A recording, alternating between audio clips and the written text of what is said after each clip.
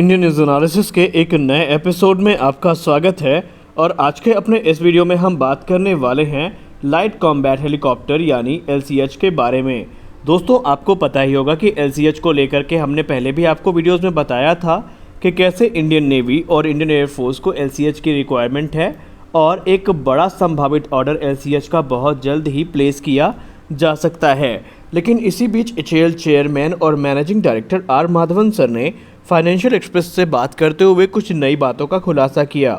उन्होंने कहा कि आपको तो पता ही है कि LCH एक उन्नत प्लेटफॉर्म है और इस चीज़ को ध्यान में रख करके बनाया गया है कि हाई एल्टीट्यूड वॉरफेयर में ये भारतीय वायुसेना और थल सेना की मदद कर सके।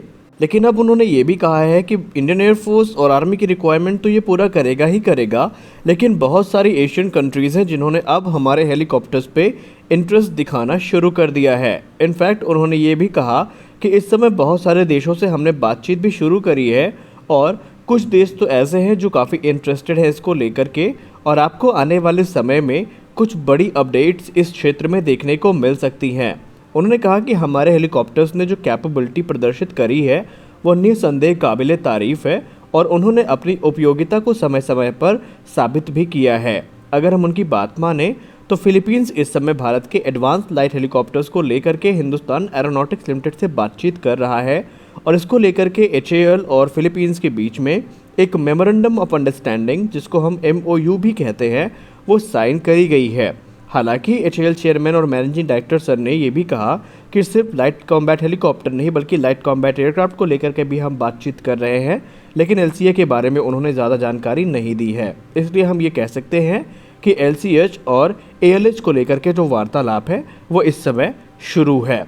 फिलीपींस की अगर हम बात करें तो फिलीपींस इस समय चाइना के एग्रेशन से परेशान है और इसी के चलते फिलीपींस ने भारत से ब्रह्मोस सुपरसोनिक क्रूज मिसाइल्स को खरीदा है, क्योंकि फिलीपींस का ये दावा है कि कई बार चाइना की शिप्स ने उनके क्षेत्र का उल्लंघन किया है और चाइना के जो एयरक्राफ्ट है वो भी लगातार फिलीपींस की सीमा का उल्लंघन करते रहते हैं। और इसी के मद्देनज़र इस समय तमाम एशियन कंट्रीज़ जो कि चाइना से इस समय प्रभावित हैं वो भारत के साथ संपर्क में हैं। और गौर करने वाली बात यह है कि सिर्फ एयरक्राफ्ट के क्षेत्र में ही बातचीत नहीं चल रही है, बल्कि HAL चेयरमैन और managing director R Madhavan sir ने ये भी कहा कि जो वार्तालाप चल रही है वो सिर्फ हमारे हेलीकॉप्टर्स के लिए नहीं बल्कि जो एयर डिफेंस सिस्टम है, जैसे कि आकाश एयर डिफेंस सिस्टम है और दूसरे जो मिसाइल सिस्टम्स हैं उनको लेकर के बातचीत भी चल रही है। खासकर कुछ देशों ने भारत के स्वाम ड्रोन प्रोग्राम पर काफ़ी ज़्यादा इंटरेस्ट अपना प्रदर्शित किया है। आपको पता होगा कि भारत इस समय स्वाम ड्रोन पर काम कर रहा है, जो कि आने वाले मॉडर्न वॉरफेयर का एक अहम हिस्सा होंगे और इसको लेकर के दुनिया भर के तमाम देश भारत से बातचीत कर रहे हैं। अभी हाल ही में इंडियन आर्मी ने भी LCH की एक पहली स्क्वाड्रन को रेस किया है और तकरीबन अभी और भी बड़ी संख्या में जो हेलीकॉप्टर्स हैं वो लिए जाएंगे, यानी तकरीबन 5 यूनिट तो कंफर्म है और एक यूनिट में तकरीबन 10 हेलीकॉप्टर्स होंगे। तो 5 से 6 यूनिट्स के लिए इंडियन आर्मी करंटली प्रतिबद्ध है, लेकिन ये माना जा रहा है कि तकरीबन 150 से ज़्यादा जो हेलीकॉप्टर्स हैं वो इंडियन नेवी और इंडियन एयरफोर्स के लिए बनाए जाएंगे। और इसके लिए हिंदुस्तान एरोनॉटिक्स लिमिटेड अपनी जो प्रोडक्शन कैपेबिलिटी है उसको और भी ज़्यादा इन्हेंस कर रही है। हिंदुस्तान एरोनॉटिक्स लिमिटेड ने हाल ही में टुमकुरू में अपनी नई हेलीकॉप्टर मैन्युफैक्चरिंग जो फैसिलिटी है उसका उद्घाटन किया है, जहां पर हेलीकॉप्टर्स बनाए जाएंगे। उनका ये भी कहना है कि इंडियन एयरफोर्स और इंडियन आर्मी की रिक्वायरमेंट को पूरा करने के लिए तो हम सक्षम हैं, लेकिन अगर कोई हमारे पास विदेशी ऑर्डर भी आता है तो उसके लिए भी हम हमेशा तैयार हैं। आपको पता होना चाहिए कि अभी तक ये पहली बार नहीं है जब हेलीकॉप्टर को लेकर के किसी ने बात की हो भारत से। ऑलरेडी भारत के एडवांस लाइट हेलीकॉप्टर्स मॉरिशस और भी दूसरे देशों के द्वारा ऑपरेट भी किए जाते हैं। बात करेंगे हम एडवांस लाइट हेलीकॉप्टर की तो इसका इतिहास काफ़ी ज़्यादा रोचक है। वर्ष 1999 जब पाकिस्तान ने घुसपैठ करी थी कारगिल में और एक बड़ा युद्ध चला था भारत और पाकिस्तान के बीच में, उसी समय भारत को लाइट अटैक हेलीकॉप्टर्स की जो कमी है वो खली थी, क्योंकि देखिए कारगिल की पहाड़ियाँ ऐसी जगह पे है कि आप हर जगह जो फाइटर जेट है उनसे अटैक नहीं कर सकते, क्योंकि वहाँ पे काफ़ी प्रिसीजन की ज़रूरत होती है और उतने हाई एल्टीट्यूड में फाइटर एयरक्राफ्ट्स की जो रफ्तार है वो उनके लिए एक बड़ा ड्रॉबैक साबित होती है। तो ऐसी जगहों पे हेलीकॉप्टर्स की जो कमी है वो काफ़ी खली थी।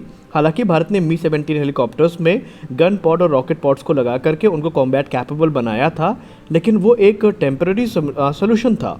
लेकिन बाद में वर्ष 2006 में Hindustan aeronautics limited, Indian arm forces ने मिल करके एक प्रोग्राम को इनिशिएट किया, जिसके अंतर्गत लाइट कॉम्बैट हेलीकॉप्टर का निर्माण किया जाना था और शर्त ये थी कि ये हेलीकॉप्टर ऐसा होना चाहिए जो कि हमारी जो हाई एल्टीट्यूड एरियाज़ हैं, तकरीबन 20,000 फीट की जहाँ पर सर्विस सीलिंग तक की ज़रूरत पड़ सकती है, वहाँ पर ऑपरेट किए जा सकें।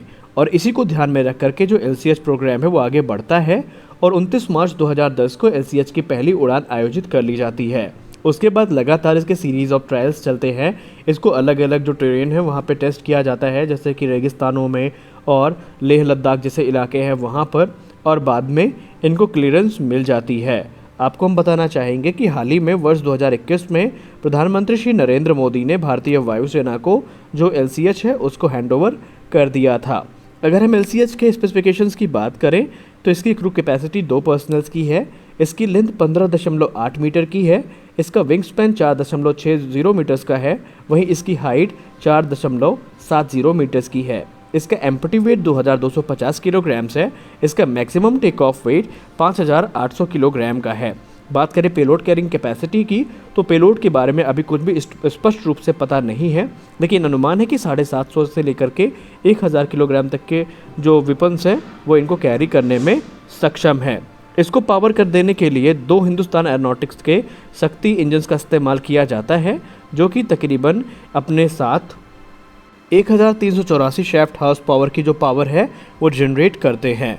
अगर हम मैक्सिमम स्पीड की बात करें तो वो तकरीबन 268 किलोमीटर प्रति घंटे की है और टेस्ट के दौरान माना ये भी गया था कि इसने 330 किलोमीटर प्रति घंटे की रफ्तार को भी क्रॉस कर लिया था। लेकिन रेंज की बात करें तो वो तकरीबन 550 किलोमीटर्स की है, वहीं इसका एंड्योरेंस 3 घंटे 10 मिनट का है। सर्विस सीलिंग इसकी एक सबसे बड़ी खासियत है। ये हेलीकॉप्टर तकरीबन 21,300 फीट की ऊंचाई तक जाकर के ऑपरेट कर सकता है, जो कि इसे सबसे ऊंचाई पर जाके ऑपरेट करने वाला हेलीकॉप्टर भी बनाता है। बात करें इसमें आर्मामेंट की तो इसमें एक 20 मिलीमीटर की गन का इस्तेमाल किया जाता है। वहीं इसमें 4 हार्ड पॉइंट्स दिए गए हैं जहां पर ये अलग अलग रॉकेट और मिसाइल्स को कैरी कर सकता है। अगर मिसाइल्स की बात करें तो इसमें बेसिकली मिस्ट्रल मिसाइल का इस्तेमाल किया जाता है और एंटी टैंक गाइडेड मिसाइल में आने वाले समय में इसमें ध्रुवास्त्र का इस्तेमाल किया जाएगा और भी दूसरी जो मिसाइल्स हैं वो इसके स्ट्राइक पैकेज में शामिल होंगी, इस बात की पूरी संभावना भी है। इसके अलावा ये क्लस्टर म्यूनिशन, अनगाइडेड बम और ग्रेनेड लॉन्चर्स को भी कैरी करने में सक्षम है। इंडियन आर्मी इस समय इसको लेकर के काफ़ी ज़्यादा इम्प्रेस है और माना जाता है कि इंडियन आर्मी आने वाले समय में एडिशनल अपाचे के अलावा इनको भी बड़ी संख्या में लेंगी और इनका जो मुख्य तौर पर इस्तेमाल किया जाएगा वो लद्दाख जैसे इलाकों में किया जाएगा, जहां पर अपाचे जैसे हेलीकॉप्टर आसानी से ऑपरेट नहीं कर सकते, क्योंकि अपाचे के बारे में आपको पता होगा वो भारी हेलीकॉप्टर है और वो LCH जैसे सर्विस सीलिंग के साथ नहीं आता है, जिसका मतलब ये है कि हाई एल्टीट्यूड एरियाज़ में हमारा जो लाइट कॉम्बैट हेलीकॉप्टर है वो ज़्यादा इफेक्टिव है। तो फिलहाल के वीडियो में बस इतना ही, मिलते हैं अपने अगले वीडियो में, तब तक के लिए जय हिंद।